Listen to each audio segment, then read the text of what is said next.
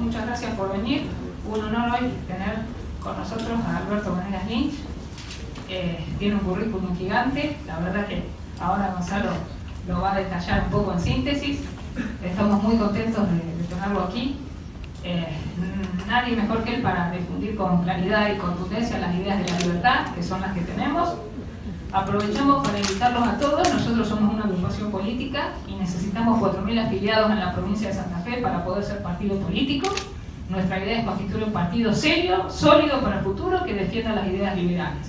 Así que tenemos muchas fichas de afiliación. El que desea afiliarse está invitado. No hay ninguna obligación pecuniaria ni de ningún tipo, así que bueno, nadie sale sin afiliarse. El que quiera, somos liberales. Así que bueno, también si quieren hacer alguna donación, algún aporte, tenemos ahí una urna, esperemos que reviente, se aceptan dólares, yenes, criptomonedas, lo que quieran. Hasta fierro, si quieren cualquier cosa, todo mejor que la moneda. ¿Dura mucho el archivo? Nacional.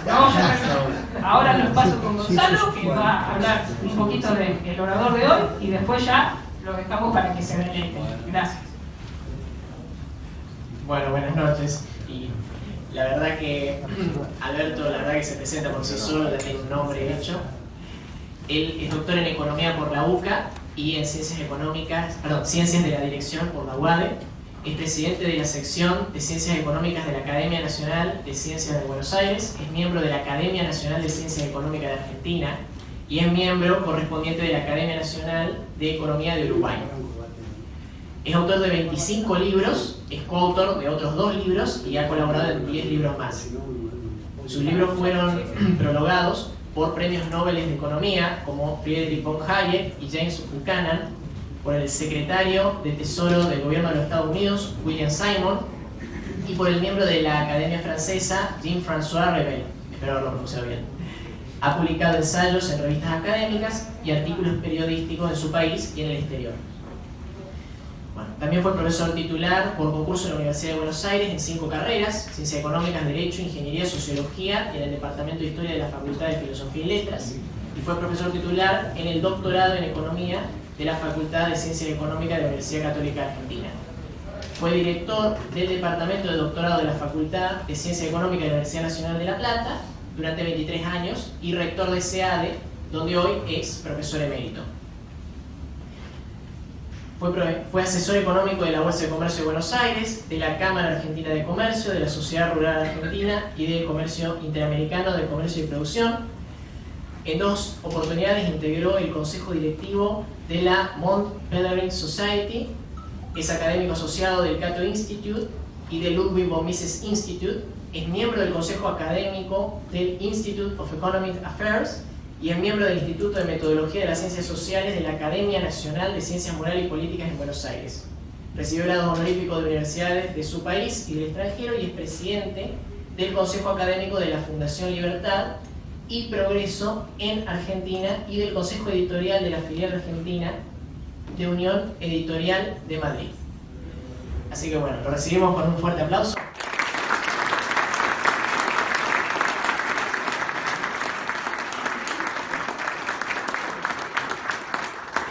Bueno, muchas gracias por la invitación, muchas gracias a Silvia, estuvimos conversando, en fin, nos conocíamos por vía electrónica, pero no la conocía, no tenía el gusto de conocerla personalmente. El tema que habíamos quedado en conversar es el liberalismo como respeto al prójimo. Yo he encontrado que la mejor definición de nosotros los liberales es el respeto irrestricto a los proyectos de vida de otros. Y cuando digo el respeto, no quiero significar que se adhiera al proyecto de vida del prójimo. Cuando decimos respeto, estamos diciendo algo similar a tolerancia, no exactamente tolerancia, porque tolerancia tiene cierto tufillo inquisitorial, parece que uno está parado en la loma y perdona el error del otro. Los derechos no se toleran, se respetan. Y creo que el test mayor de ese respeto es cuando no coincidimos con los proyectos de vida de otros. Si nosotros nos ponemos en moralista, levantamos el dedo y decimos cómo se tiene que comportar el resto de las personas, se hace invivible la vida. Y además, dentro del espíritu liberal está el tener distintas posiciones. Como ha dicho Karl Popper, el conocimiento, al fin y al cabo, tiene la característica de la provisionalidad abierto a refutaciones. Entonces, cuando decimos, y especialmente entre liberales, cuando decimos respetarnos entre nosotros, quiere decir no ofendernos, pero no sentirse mal porque alguien tenga una postura distinta, porque esa es la forma de progresar, precisamente. El refutar, el rebatir, la confrontación en ese sentido, es la forma de mejorar. Al fin y al cabo, si uno analiza la historia de la ciencia, es un conjunto repetitivo de refutaciones, y esos son saltos cuánticos hacia adelante. Entonces, cuando se dice no tenemos la verdad, no la poseemos, no la aprendemos, no la tenemos nosotros, no quiere decir que la verdad no exista, no quiere decir que no haya una correspondencia entre el juicio y el objeto juzgado, pero el esfuerzo por captar tierra fértil en el mar de ignorancia en que estamos es un esfuerzo grande, ¿no? Ahora, el tema de hoy, yo quisiera, si a ustedes les parece bien, después ustedes me hacen las críticas y las reflexiones y hacen de abogado del diablo, y eso es un muy buen ejercicio para este tipo de reuniones. Tal vez nos podemos concentrar en lo que se ha dado en llamar la cuestión social. La cuestión social, con lo cual quisiera comenzar con una cuestión terminológica, semántica, si se quiere, y es esto que algunas personas muy bien intencionadas y a veces de las líneas liberales, de grupos liberales, dicen que para corregir el estado de cosas en determinado momento se necesita un shock. Yo creo que eso es un disparate absoluto.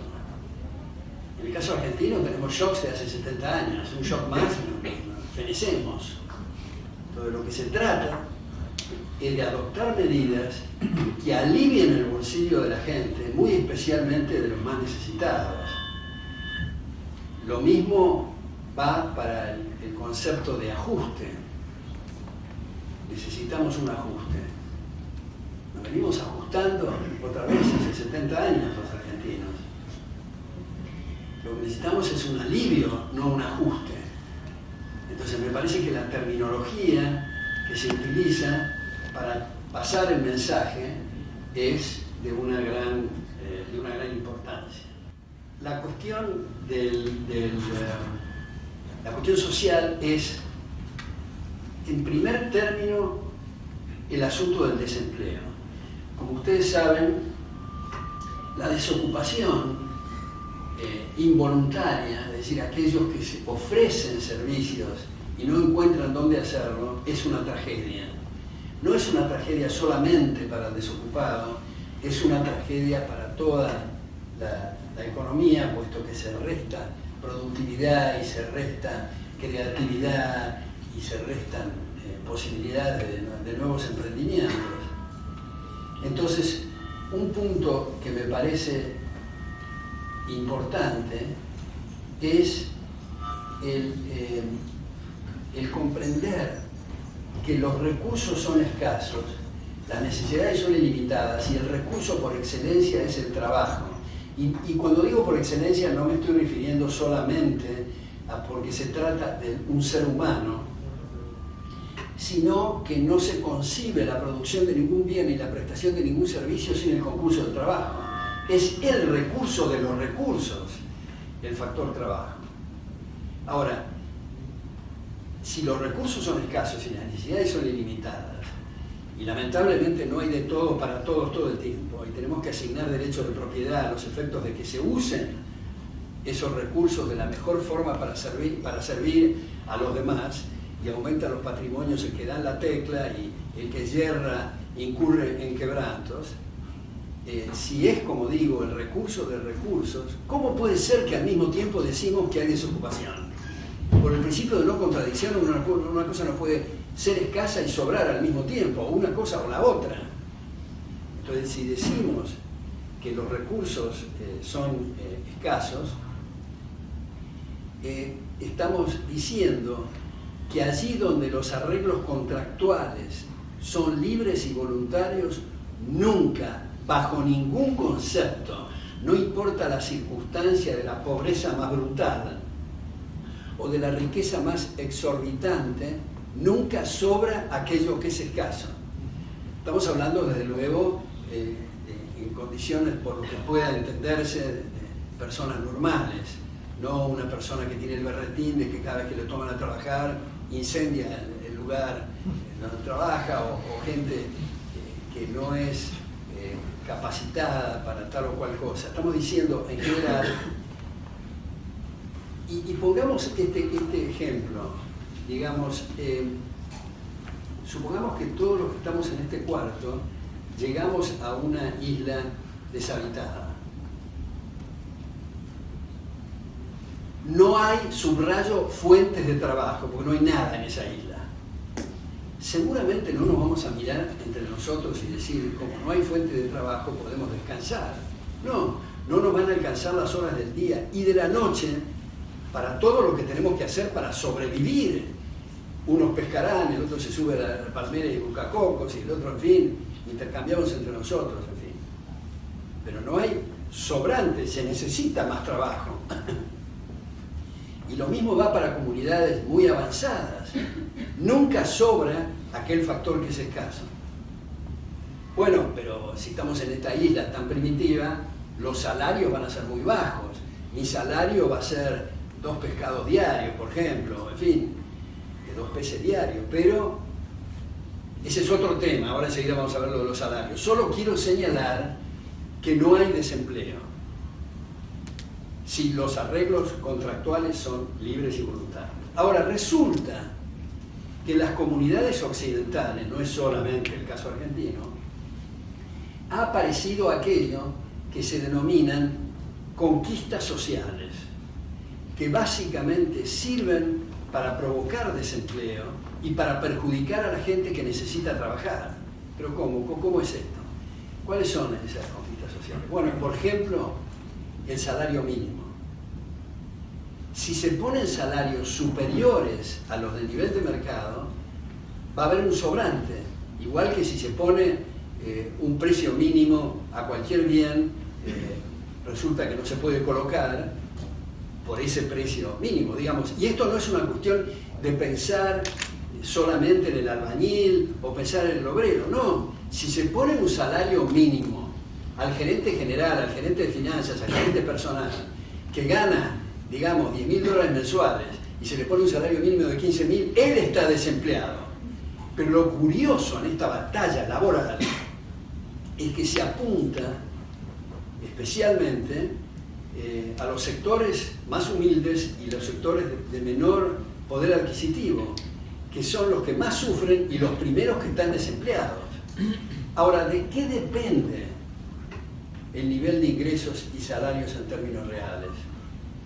Depende única y exclusivamente, subrayo, única y exclusivamente de las tasas de capitalización. ¿Y qué diablos quieren decir tasas de capitalización? Quiere decir maquinarias, equipos, herramientas, instalaciones, conocimientos relevantes que hacen de apoyo logístico al trabajo para aumentar su productividad. No es lo mismo pescar a cascotazos que pescar con una red de pescar. No es lo mismo arar con las uñas que arar con un tractor. El tractor, la red de pescar, son equipos de capital que permiten aumentar la productividad. Cuando nosotros analizamos y comparamos, no sé, los salarios de Uganda con los salarios de Canadá, decimos, ¿por qué en Canadá son más altos los salarios en promedio? Bueno, son más altos porque la tasa de capitalización es más alta. Pero no es que los canadienses son más generosos, no, pueden ser los ugandeses mucho más generosos, pero es irrelevante la generosidad. Lo importante son las tasas de capitalización. Y las tasas de capitalización obligan a pagar salarios más altos. ¿Por qué otra vez en lugares como Canadá o eventualmente en Estados Unidos no hay tal cosa como servicio doméstico? ¿Es que el ama de casa no le gusta tener ayuda? No, es que no la puede pagar, porque tiene que sacarla de una empresa y pagar $5.000 la barrida, y eso es muy caro. Entonces, cuanto mayor las tasas de capitalización, mayor son los niveles de ocupación y la sofisticación de los niveles de ocupación. Es característico de una republiqueta africana que un fulano se haga abanicar a la hora de la siesta. Pero si va a Nueva York y pretende abanicarse a la hora de la siesta, le sale, como digo, $1.000 la abanicada y es muy caro, es imposible. Entonces, para la humanización, para el trato, para que cuando en países de alta capitalización, cuando un gerente dice yo quiero una oficina de tal medida, quiero una moquette de esto, quiero entelado celeste, quiero música funcional de tal tipo, cuando se la están dando, no se la están dando por generosidad, se la están dando porque las tasas de capitalización eso lo exigen. Y cuando decimos situaciones más atractivas en cuanto a los seguros para cuando la persona no trabaje, sistemas jubilatorios, enseguida ahora me voy a referir a eso, es debido a las tasas de capitalización. O sea, un punto me parece importante es que aquí y en muchas otras cosas no hay magias, no hay voluntarismo. Esto depende de las tasas de capitalización y a su vez las tasas de capitalización dependen de marcos institucionales civilizados.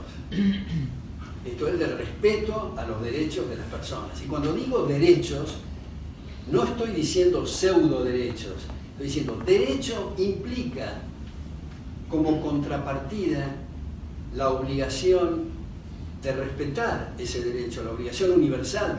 Por ejemplo, yo les cuento, yo gano 100, ustedes todos, y los que no están acá, tienen en una sociedad civilizada la obligación de respetarme esos 100. Pero si yo gano 100 y digo que tengo que ganar 200, cuando no lo gano en el mercado, y el gobierno me otorga ese, entre comillas, derecho, quiere decir que se lo va a sacar a otro. Porque como ustedes saben, el Estado es una ficción en este sentido. Como se dice, el Estado debe hacer, el Estado debe hacer, es el vecino. Entonces, si al vecino se le saca, quiere decir que se ha lesionado su derecho, por eso es un pseudo derecho.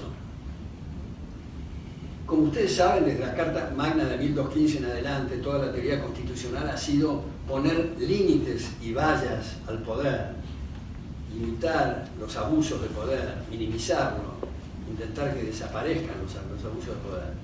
Sin embargo, en las constituciones modernas, muchas de ellas, son expresiones de deseos, son pseudo derechos, crean conflictos entre las distintas personas por decir, yo ahora les voy a otorgar nuevos derechos. Primero, ningún gobierno otorga, no es una gracia. Cuando nacemos, nacemos con ese derecho. El derecho es anterior a la existencia del monopolio de la fuerza. El monopolio de la fuerza es una agencia que utilizamos en esta instancia del proceso de evolución cultural a los efectos de proteger derechos. Y lo curioso que observamos que en muchos lugares, en lugar de proteger derechos, los conculcan y la gente tiene miedo del aparato estatal. Incluso muchos de los derivados de los founding fathers, de los padres fundadores en Estados Unidos, objetaban la palabra gobierno, porque gobierno quiere decir mandar y dirigir, y cada uno debe gobernarse a sí mismo. Lo que decían es, deberíamos de utilizar la expresión agencias de seguridad. Y si no, por ejemplo, como dice Leonard Reed, el usar la palabra gobierno es lo mismo que tenemos una fábrica y tenemos algunos custodios o algunos guardianes, y en vez de llamarlos guardianes los llamamos gerente general. Está mal, son guardianes. Y lo mismo los gobiernos, no son gerentes generales, son agencias de protección, que es habitualmente lo único que no hacen, ¿no? Seguridad y justicia, que es su función central. Entonces, decíamos, los salarios e ingresos en términos reales dependen entonces de las tasas de capitalización. Si la tasa de capitalización marca 20 y se pone un salario de 50, los que están en la franja entre 20 y 50 quedan desempleados, que generalmente son los marginales y los que más necesitan trabajar. Y eso es lo que explica cuando se dice que hay una proporción muy alta de trabajo en negro.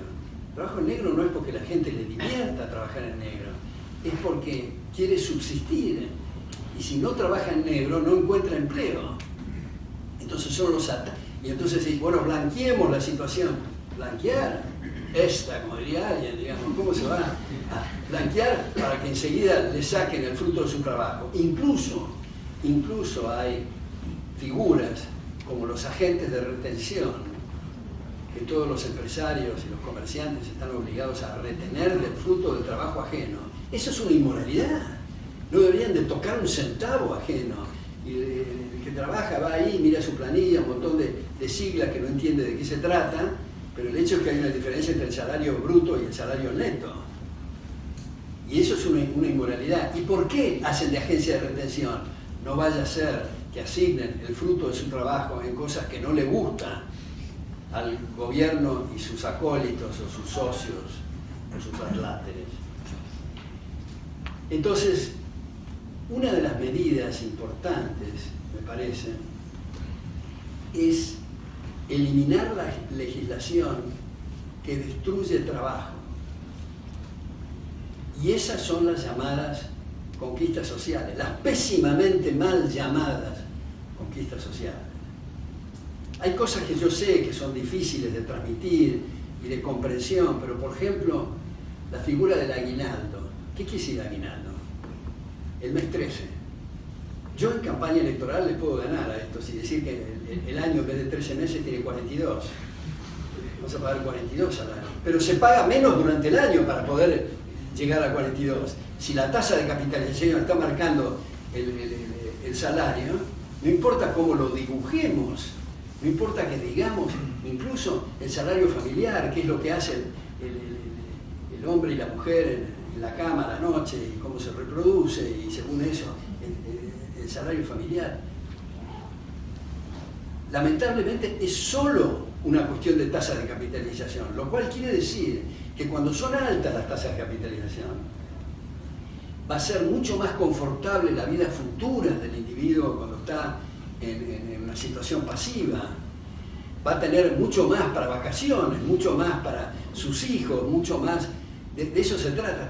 Me parece que es muy importante comprender que hay que deshacerse cuanto antes de la legislación laboral que destroza puestos de trabajo, que destroza asignación de ese factor que es esencialísimo.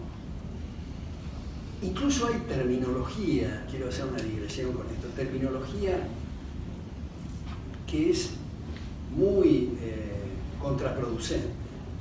Se habla de la clase trabajadora. Esto es adherir, quiera ser o no, a la tesis de la teoría de la explotación marxista, que dice que hay una clase que trabaja y otra que explota. Entonces dice, el laburante va y el que trabaja. ¿Y vos qué sos, pibe? ¿Vos te rascás? Digamos, todo el comerciante, todo intelectual, todo profesor, son trabajadores. Pero hablar de clase trabajadora es una enorme estupidez, para decirlo suavemente. Y eso está metido en el contexto del concepto de clase. Gente muy bien intencionada habla de la clase media, la clase baja, la clase alta. ¿De dónde viene esto? Esto viene de una tesis que a mi juicio, y al juicio de muchos otros, es errada, pero por lo menos es consistente con su premisa, que es el marxismo. El marxismo sostiene que el proletario y el burgués son de una clase distinta porque razonan distinto, y es la teoría del polilogismo, tienen una secuencia lógica distinta. Entonces está bien que usen bajo esa premisa, que pensamos que es errada, pero está bien porque es consistente. Lo que no es consistente es gente que se dice partidaria de la sociedad abierta y de la libertad y usa el término clase. ¿Cómo clase de personas? Primero, clase baja es una cosa repugnante, para decirlo menos. Clase media es algo anodino y clase alta es algo muy frívolo. Entonces, está bien, los encuestadores, muchos sociólogos, en fin, usan la expresión clase. No, yo quiero decir otra cosa distinta. ¿Qué quiere decir? Bueno, quiero decir de ingresos distintos. ¿Y por qué no dice eso? Ingresos altos, medios y bajos. ¿Por qué tiene que usar la palabra clase de personas? Porque los marxistas, digamos, cuando desarrollaron esa tesis, dicen que, como digo, el burgués y el proletario tienen una estructura lógica distinta. Nunca ningún marxista explicó en qué consiste la diferencia de los silogismos con la tradicional lógica aristotélica. Nunca dicen qué pasa en la cabeza de un proletario que se ganó la lotería. ¿Qué pasa en la cabeza del hijo de un proletario y un burgués? ¿Cómo razona? Es un mix de lógica. Entonces, me parece que esa terminología no habría usado. Y está muy vinculada esta terminología a las estructuras sindicales. ¿Qué significa un sindicato en una sociedad abierta? Un sindicato es una asociación de gente que trabaja para ayudarse recíprocamente. ¿Para qué tiene que ser un sindicato? Para todo lo que le dé la gana a los sindicados, menos lesionar derechos de terceros. Si un sindicato dice acá van a entrar solamente los rubios, bueno, no tendrán mucho éxito. Es lo mismo que un comerciante que diga yo les vendo solamente a los que tienen ojos negros o los que miden menos de 1,40. No es lo que ocurre en el mercado, generalmente se trata de ampliar y no hacer ninguna diferenciación a los efectos de maximizar resultados. Pero ¿cuáles deben ser los fines del sindicato y cuáles deben ser los grados de aceptación? Depende de los socios, exclusivamente. Eso se llama, desde el punto de vista jurídico, personería jurídica. Tienen reconocimiento legal. Pero en la Argentina, por ejemplo, y en otros lados, tenemos una figura distinta que se llama personería gremial, que es copiada de la Carta de la Boca de Mussolini, que es una cosa absolutamente fascista, donde hay, directa o indirectamente, presiones de distinta naturaleza a gente para que aporte, para que se les descuente, para que lo representen, y eso es absolutamente contrario a la sociedad abierta. Ahora, esto no quiere decir para nada que esto sea otra vez un problema de los obreros. Hace relativamente poco estaba dando un seminario a industriales y alguien levanta la mano y dice, bueno, pero si los sindicatos no pueden actuar con alguna presión, incluso violencia y todo, ¿cómo se aumentan los salarios? Y que ese empresario no tiene la menor idea de cuál es el factor que aumenta el salario. Porque si se aumentan otra vez los salarios sobre el nivel de capitalización, se está provocando desempleo. Y si ese desempleo se pretende disimular a través de la expansión monetaria, léase con inflación, en términos reales son iguales los salarios, solo que en términos nominales son distintos. O sea, otra vez no hay magia con esto. Ha habido una secuencia en nuestro medio y en otros medios permanente de decir, yo, si ustedes a mí me votan, yo les prometo un aumento masivo de salarios, y cuando viene el aumento masivo de salarios, antes que provoque desempleo, hay expansión monetaria que implica derretirle los salarios, o sea, una estafa fenomenal.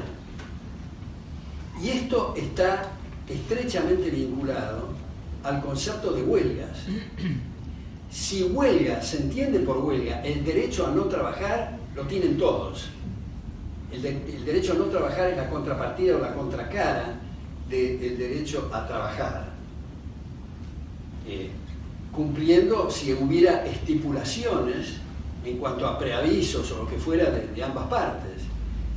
Pero lo que no es admisible en una sociedad abierta es el uso de la intimidación y la violencia. Si los camioneros deciden hacer una huelga y un camión sale y se lo incendian, eso es absolutamente contrario a la sociedad civilizada y otra vez a la asignación de factores de trabajo en este sentido y con las consecuencias que he señalado. Entonces, me parece que un trabajo importante para los liberales es tratar de transmitir a gente de buena voluntad, bien inspirados, honestos intelectuales, que creen que la forma de enriquecer a la gente es a través de un decreto. Esto sería muy interesante. Por otra parte, si fuera así, no habría que estar con la tontera del 82% móvil y eso, sino hacernos millonarios a todos de golpe. ¿Por qué andar con cositas tímidas? Pero lamentablemente no se puede. Lamentablemente no se puede. Entonces, acá viene una cuestión que me parece importante y es la cuestión de los distintos niveles de ingresos. Es cierto que si se asignan derechos de propiedad, y como todos somos distintos, afortunadamente, porque si no fuéramos distintos, no se dice que queremos una sociedad igualitaria, si fuéramos iguales sería un espanto, porque la división del trabajo no existiría, la cooperación social tampoco, a todos nos gustaría la misma mujer, y todos quisiéramos ser panaderos, y no habría médicos, en fin. La diferencia, como digo, además sería de un tedio espantoso, porque conversar sería lo mismo que hablar con el espejo. Entonces se dice, bueno, vamos a redistribuir ingresos. Quiere decir que en esa situación que se asignó derecho de propiedad, unos sirven más que otros para vender distintas cosas y tienen distintos talentos y por lo tanto sus resultados son distintos. ¿Y eso a quién le conviene especialmente? Al marginal, al que menos tiene.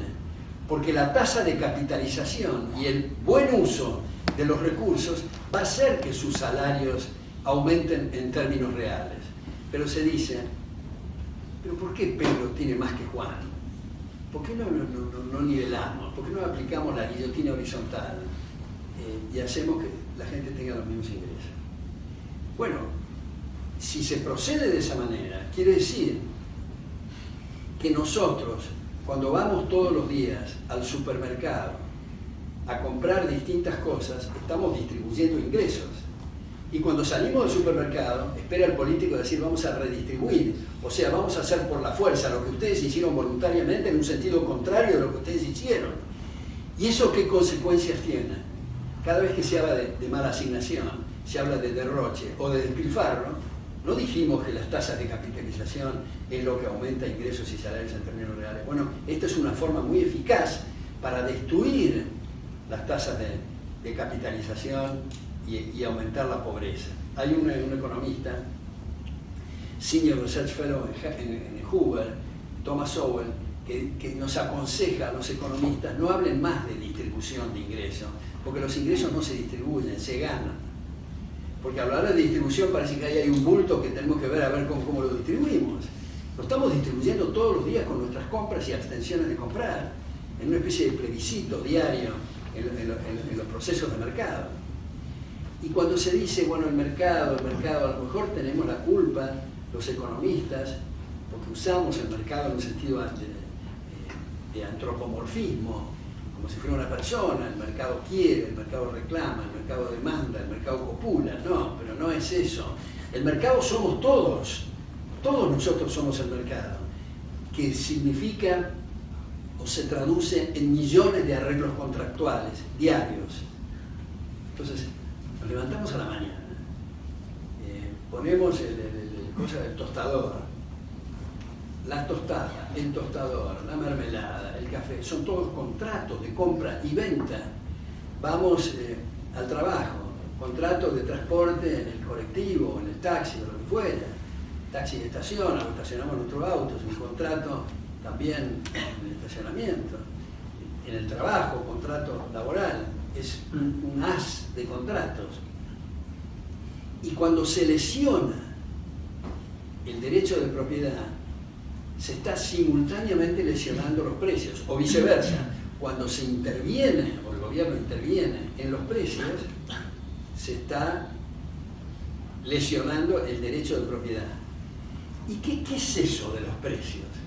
Los precios es como si tuviéramos ahí, en vez de Alberdi, un tablero con distintas señales y luces que nos están indicando a dónde invertir, a los operadores económicos, dónde invertir y dónde no invertir. Acá no conviene porque hay pérdidas, ahí hay ganancias, en fin. Si intervenimos los precios, si interviene el gobierno en los precios, está interviniendo las únicas señales que tiene el mercado para operar. Y está, por lo tanto, lesionando los contratos y los derechos de propiedad, hasta que nos imaginamos en el límite, para ir otra vez a Marx, en el Manifiesto Comunista, que él dice que toda su filosofía, Marx y Engels, puede resumirse en la abolición de la propiedad. Bueno, si se decide la abolición de la propiedad, no hay precios. Y si no hay precios, no sabemos si conviene hacer las carreteras con asfalto o con oro. ¿Por qué no con oro? Si alguien levanta la mano y dice, no, con oro es un derroche, porque recordó los precios relativos antes de eliminar la propiedad. Pero acá no es una cuestión de extrapolar a la situación donde había propiedad a cuando no hay propiedad, puesto que las situaciones, los valores, los gustos, las preferencias, las escaseces relativas cambian minuto a minuto, y es necesario que se refleje a través del sistema de precios. Ludwig von Mises en los años 20 mostró en una forma, me parece a mí, muy atractiva, didáctica, clara, que el socialismo es un imposible técnico, porque donde se decide la abolición de la propiedad no se puede economizar. Economizar es justamente en base a los precios, y los precios son consecuencia de información dispersa y fraccionada en los procesos de mercado. Hay un periodista, no sé si ustedes lo habrán oído nombrar, John Stossel, que es un periodista de Fox News en Estados Unidos, donde él trata de ilustrar la cuestión de los precios y dice: imaginemos un trozo de carne envuelto en celofán en una góndola en un supermercado. Ahora cerremos los ojos y vamos en regresión para atrás, desde los agrimensores que calculan la cosa del campo, los alambrados, pensemos solamente en los postes, que son trabajos de talas y esperas de 30 años, en fin, y las cartas de crédito y los transportes, millones de personas literalmente que intervienen en los alambrados, en los postes, para no decir nada de los tractores, de las sembradoras, de las cosechadoras, de los fertilizantes, de los plaguicidas, de los animales, de las riendas, de los peones, en fin. ¿Quién está pensando en la góndola en el supermercado? Nadie. Cada uno está pensando en el spot, en su interés personal, y está creando una situación extraordinaria de coordinación a través del sistema de precios. Y cuando vienen estos personajes que nos han tocado bastante de cerca y dicen, no, este es el mercado, no se puede dejar a la anarquía del mercado, vamos a controlar. Entonces ahí empieza, en el caso extremo, el caso venezolano, el caso cubano, que no está la carne, no está el celofán, no está la góndola y eventualmente no existe el supermercado. Destrozó todo, es decir, concentró ignorancia en lugar de permitir esa información dispersa y fraccionada en el mercado, que cada uno está en el spot, interesado en lo que él sabe hacer, él o ella, y ¿cuál es el lenguaje inclusivo? Él o ella. El asunto es que hay muchas personas, muchísimas, que ni siquiera pueden explicar lo que están haciendo. Es lo que decía Michael Polanyi, conocimiento tácito. Igual que nosotros cuando andamos en bicicleta, simplemente andamos. Hay muchas leyes físicas presentes en andar en bicicleta, pero no somos conscientes de eso, simplemente andamos. Pero ¿cómo se anda? No, yo te voy a mostrar, y ando, pero no puedo. Y así con una serie de trabajos que son conocimientos tácitos. Entonces, el tema de los salarios, el tema del desempleo, el tema de los sindicatos, el tema de las huelgas, el tema de esto, de lo que significa los procesos de mercado, son esenciales, como decíamos anoche, ¿no? Nosotros los liberales, en lugar de estar diciendo ¿por qué diablos la gente no entiende esto? Tenemos que decir ¿por qué diablos somos tan ineptos para pasar el mensaje? Y tenemos que tratar de mejorarlos para pulir mejor en la próxima charla, en el próximo artículo, ensayo, libro, lo que fuera, para tratar de transmitir mejor esta idea. Porque también decía, hay tres grupos que están en la vereda de enfrente nuestra, digamos. Los obcecados, que es muy difícil penetrar ahí, los oportunistas, que les importa un bledo las ideas, sino que quieren el poder, y acá viene un punto muy importante, la gente de buena voluntad, la gente honesta, la gente buena, que quiere lo mismo que nosotros, pero rechaza abiertamente las posturas liberales. ¿Y por qué es eso? Porque no somos capaces de pasar bien el mensaje. Porque si por definición es buena gente, es bien intencionada, es honesta e intelectual, si no adhieren a la postura de liberar la energía creadora y estos puntos que acabo de hacer, entre otros muchos, quiere decir que fallamos. Entonces yo sugerí la otra noche en una charla que hagamos una especie de ejercicio, los que estamos interesados en esto, incluyendo a psicólogos, psicólogos que comparten nuestra postura, pero que nos enseñen y nos muestren cómo es mejor utilizar, qué lenguaje es mejor, cómo se puede pasar el mensaje para quebrar esas barreras emocionales, como digo, de gente buena, hospitalaria, receptiva, honesta, intelectual, pero que no comparte estas ideas, quiere decir que en algo estamos fallando. Y ese grupo está compuesto no exclusivamente, pero tal vez principalmente, por escritores, por poetas, por músicos, por sacerdotes. Y uno se acerca y dice, mire padre o mire fulano, lo que usted acaba de decir en materia social está arruinando a la gente que usted quiere proteger. Entonces más o menos la respuesta es esta. No me venga a mí a hablar de la oferta y la demanda, y hablar de producción secundaria de dinero, el efecto multiplicador bancario, y todas esas cosas que suenan a metálicos, son horribles, son para ustedes. Nosotros estamos en una cosa más sublime. Sí, más sublime, pero están diciendo esto. Entonces, tenemos que buscar la manera. Ahí el otro día comentando esto me llamaron de una institución financiada por la Fundación Naumann, Visión Liberal, que quieren ellos hacer, tomaron esa idea y bueno, vamos a juntar distintos economistas, juristas, con psicólogos sociales. Y también, como decíamos el otro día, hay que tener cierto reparo, tal vez, no sé, ustedes dirán ahora con las críticas, en la cuestión del marketing, ¿no? Porque yo creo que no hay que caer en la cuestión de decir hay que vender bien la idea, porque esto no es un tema de venta, esto no es un tema comercial.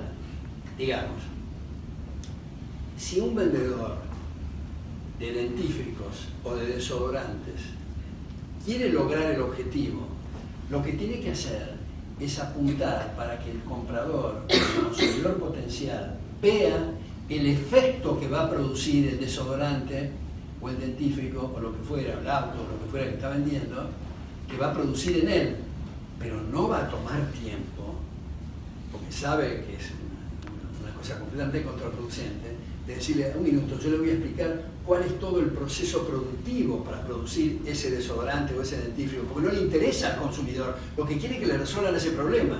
Sin embargo, con la idea es distinto. Si uno no está frente a un fanático que toma la idea a la par, sin ninguna explicación, y uno está frente a una persona que usa la razón y lo que tiene de la ceja para arriba y demás, uno tiene que explicarle el proceso productivo y la genealogía de la idea, y eso toma tiempo. Eso toma tiempo, o sea, no es una venta es la transmisión de una idea que es de una naturaleza completamente distinta. Y a veces, no siempre, los profesionales del marketing esto no lo captan, y a veces también el profesional de marketing no tiene idea qué es el mercado. ¿Cómo? El profesional de marketing no sabe qué es el proceso de mercado. Sí, esto que acabo de decir y tratar de simplificar de John Stossel, muchas veces no lo entiende. Igual que el banquero, muchas veces es muy común que no tenga la menor idea qué es el dinero. Y está manejando el dinero todo el tiempo, pero la naturaleza de la moneda no la conozco. Que no es tampoco necesario. Lo mismo cuando decimos el empresario, Adam Smith, como ustedes saben, él decía, ojo, el empresario es un benefactor de la comunidad, si lo permiten en un mercado abierto y competitivo, no empresarios prebendarios aliados con el poder, que son ladrones de guante blanco, no. Él está diciendo, los comerciantes son benefactores de la humanidad, pero hay que mantenerlos en el mercado. Si ustedes ven que entran a la casa de gobierno, hay una luz colorada y ahí hay un problema, porque van a buscar un privilegio y un mercado cautivo, y hay que mantenerlos en el track, digamos, del mercado y no en una alianza, digamos, con el poder, que eso desfigura la naturaleza del proceso productivo. Entonces, ahora, por último, de estas reflexiones que quiero hacer, toco dos puntos adicionales, ¿no? 3 puntos adicionales. El primero es el tema de la tecnología. Hay en medios muy de prestigio locales en Argentina que los títulos son la robotización o la tecnología está atentando contra el trabajo del futuro. Yo creo que esto es un error garrafal. La tecnología libera recursos humanos y materiales para destinarlos a otras cosas. Y si alguien dice un minuto, es muy fácil decir otras cosas. ¿Qué otras cosas? Esa pregunta está suponiendo que estamos en jauja y que hay de todo para todos todo el tiempo y el objeto nuestro no es trabajar. Sería ideal eso de jauja. Pero lamentablemente los recursos son escasos, las necesidades son ilimitadas, hay que trabajar. Entonces, libera recursos humanos y materiales. Siempre pongo el mismo ejemplo. ¿Qué pasó con el hombre de la barra de hielo cuando apareció la heladera? ¿Qué pasó con el fogonero cuando aparecieron los motores diésel? Se asignaron a otros lados.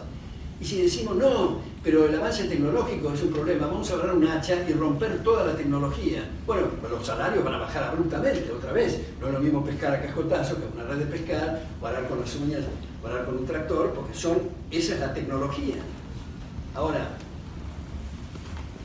el empresario, el interés personal, va a estar atento a capacitar a gente para esas otras áreas, a los efectos de sacar partida del arbitraje y ganar y aumentar su patrimonio.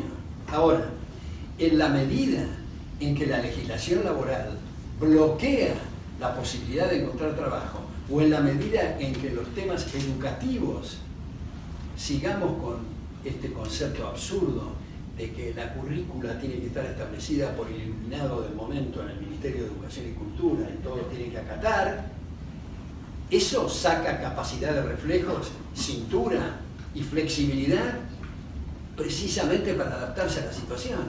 Una de las cosas más importantes en el terreno educativo es tener puertas y ventanas abiertas y en competencia, porque nadie tiene la precisa, tienen que los chicos saber 3 geografías, 2 matemáticas, no.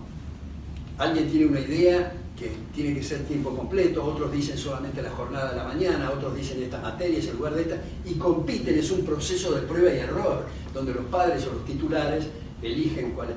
Si tenemos esa inflexibilidad, desde luego que tenemos problemas en la tecnología. Incluso ahora acaba de salir, bueno, yo lo he visto recién, un médico, doctor Eric Topol, formado en la Universidad de Virginia y en la Universidad de Johns Hopkins en Estados Unidos, donde él dice que cada vez más en el terreno de la medicina, debido a la tecnología, le va a abrir campos y tiempos a los facultativos y los médicos para que puedan desprenderse de unas cosas que hacían personalmente y ahora las hace la máquina, para dedicarse a una relación personalizada y más humanizada con el paciente. Entonces, como digo, la tecnología es una bendición en ese sentido. Ese es el primer punto que quería señalar. El segundo punto que quiero señalar es el tema de las jubilaciones. Paso rápido en este tema, pero digamos, cuando venían nuestros ancestros en la Argentina, el momento que la Argentina era uno de los países a la vanguardia del mundo civilizado, donde los salarios e ingresos en términos reales del obrero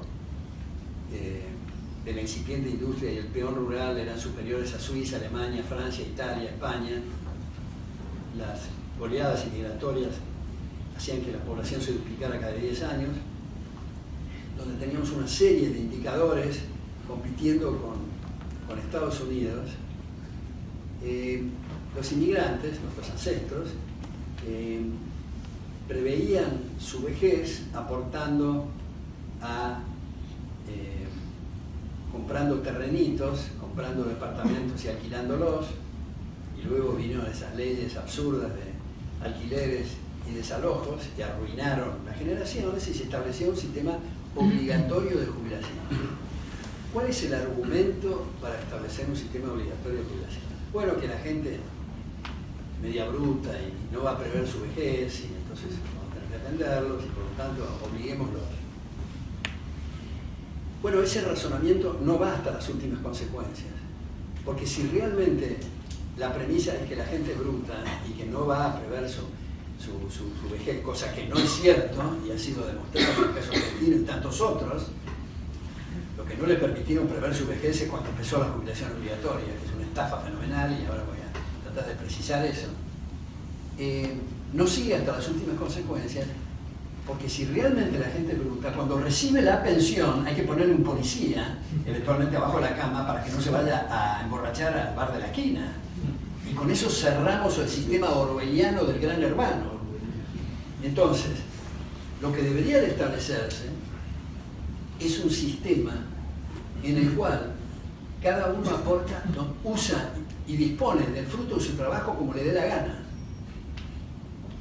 aportando a instituciones locales, instituciones extranjeras, compañías de seguros, comprando terrenos, comprando departamentos otra vez, o lo que fuera, pero no usando y disponiendo de los recursos ajenos. Estamos en un sistema, no solo en Argentina, en muchas partes del mundo, llamado de reparto, que es el esquema Ponzi, que es una estafa, o ahora el telar de la alegría, no sé cómo se llama. Entonces, esos sistemas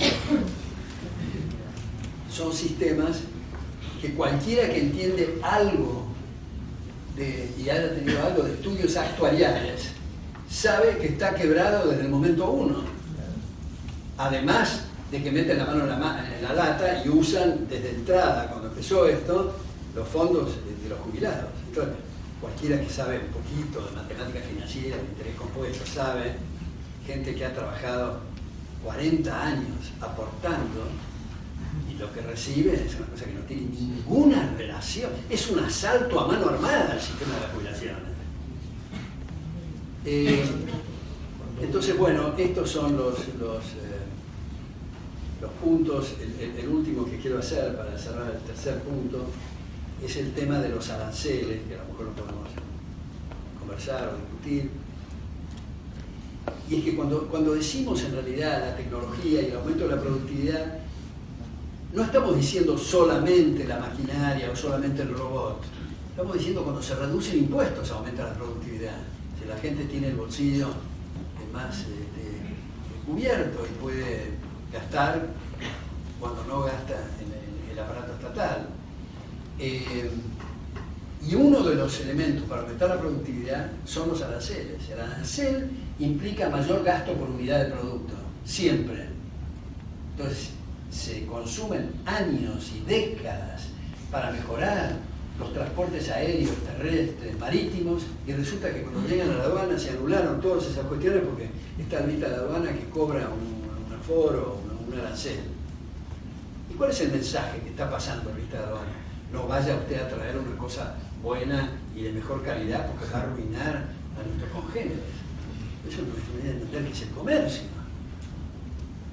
Como que no entiende Donald Trump, este personaje muy peculiar y de los estilos capilares tan extraños. Digamos, con sus guerras comerciales, con China y con todos sus aliados y todo lo demás. Entonces, el punto es igual que si yo dijera, como yo la quiero mucho a mi mujer y lo quiero mucho a mis hijos, voy a cerrarme respecto a todo lo demás y voy a hacer que mis hijos hagan su propia lapicera, que no la vaca en el jardín, que hagamos estas cosas. Yo no es que lo subestime a los de mi familia, pero va a ser un asco lo que producen y vamos a bajar el nivel de vida a la época de las cavernas. Y eso pasa con los países, como se ha dicho en nuestros medios, vivamos con lo nuestro. Es una cosa de troglodita.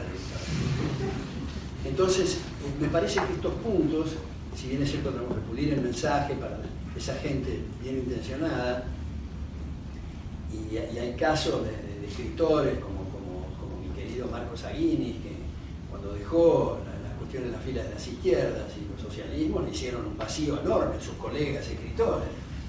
Y lo mismo pasa con los poetas y los músicos y los demás. Tenemos que trabajar porque son gente de una sensibilidad especial. Y cuando dice estoy en una cosa sublime, es cierto, es muy sublime el tema de la música, la literatura y todo esto. Pero me parece que tenemos que contemplar esto de las barreras emocionales y esta noche hemos tratado de circular en torno al tema de la cuestión social que lo considero tan importante. Muchas gracias.